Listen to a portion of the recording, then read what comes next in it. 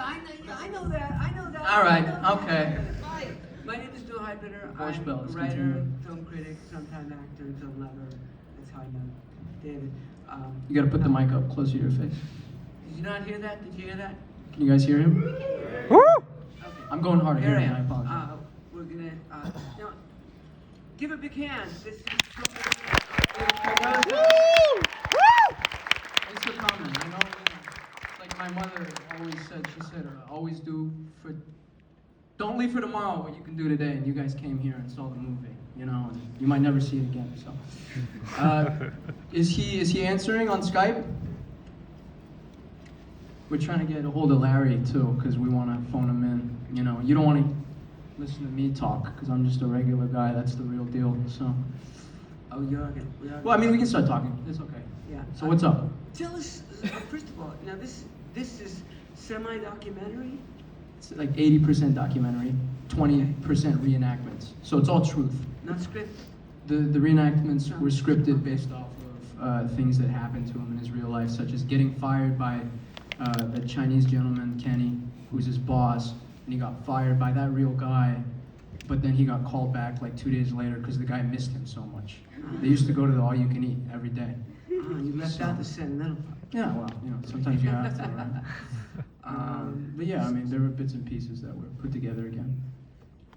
So what Larry's doing and what the other people, some of that is scripted, or some of it, or that's all. I'm sorry? Both Larry and the other people. All the stuff on the street is real.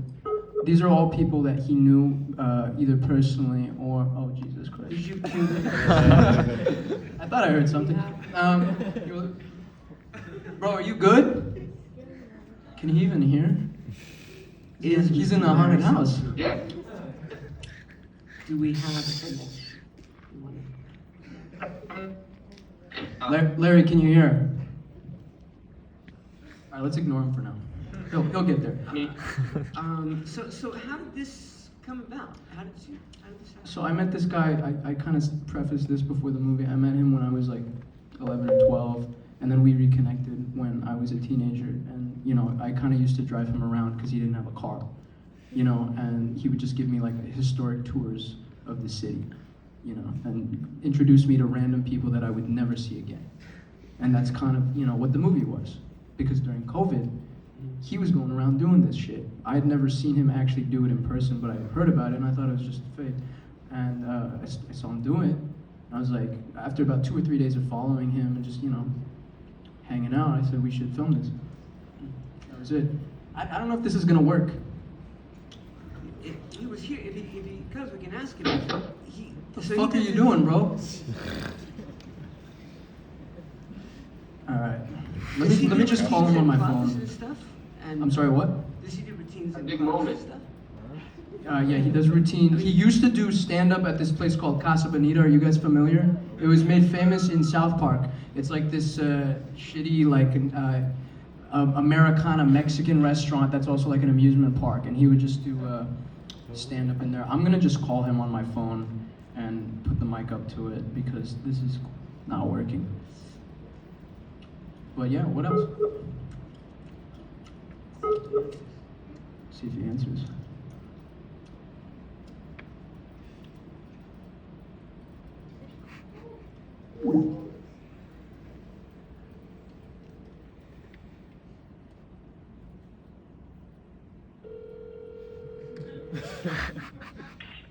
Hey, you're just gonna be on my speakerphone, okay? Yellow? Yeah, you're on my speakerphone because you're I'm in the porta potty. I'm at the place that you told me to be, and I got the video on. I stole the phone from my roommate. I don't know what else I'm supposed to do, Jesus Christ, but I'm here, you know. At the where? I'm alive, and it's good. At the where? I'm at the porta potty at the park. You know, I'm sharing that place with those 11 Puerto Rican guys, and it's hard to get a word in. I don't know what the hell they're talking about most of the time. But anyways, thought I'd come down to the park and get some privacy. Wait, is this the place where they sleep in shifts that you were telling me about? They sleep in, yeah, every night I go to bed, there's a new guy waking up next to me, you know. So what I did different this day is I just swiped his phone and thought I'd come down to the park and then talk to you people, but Well, thanks for coming prepared. I appreciate that. place. world is a complicated place. All right. Well, Bill, do you have a question for Larry? Well, first we got to give this man a hand. Woo! Yeah! You're too kind. You're too kind. You guys can hear him okay? Great. Yes, both of you. You did this during the pandemic, right? Yeah. So, I mean, when I was watching this, one of the things I was thinking of is like, well, so we've got, suddenly it's dangerous to like go out and see people and talk to people and breathe. Somebody might kill you by breathing on you. And you go out and you tell somebody a joke and they... The question is, during the pandemic, Larry, did you feel threatened by anybody's breath?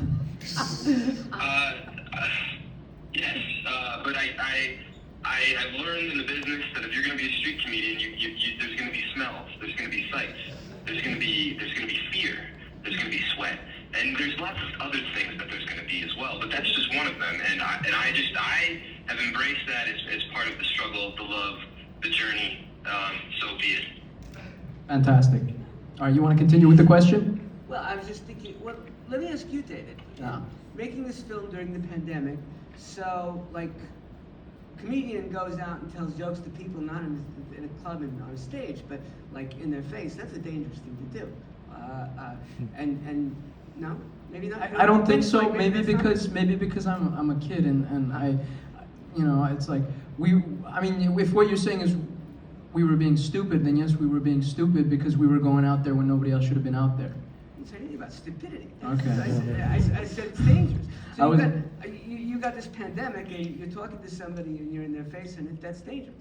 Suddenly, I it's guess it dangerous. just never crossed my mind in the moment. It never crossed my mind in the No moment. connection. No connection. What did you say? This is my life, What other choice is there? Well, tell them about the ending, about the whole Burger King thing that happened, because Well, yeah, this is real danger right here. They stabbed him in the This, back. it kind of built up over time. I was sleeping behind this Burger King, you see, and this guy was there before me. Now, I figured if I take the back end, no harm, no foul, but I don't know. I found a way to get in to the air fryer. There was still some grease in there, and I was dipping lots of stuff in there. He wanted me to share, and I said, well, this isn't a charity, So what happened was, just anything I could get my hands on, Junior Mints, Milk Duds, cotton candy. And I kind of got to a boiling point where he was tired of me cold shouldering him, and he kind of shoved me in the back one time when I was looking away, when I had this big plate of M&Ms that I was dipping in there. But All right, you don't have to sugarcoat it, but it's okay.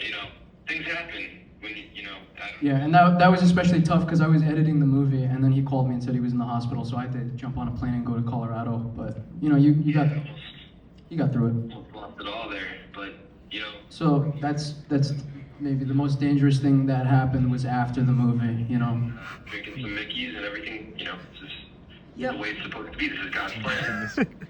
He's trying to ask a question now, but thank you. So, I mean, I'm thinking some of the scenes made me think this.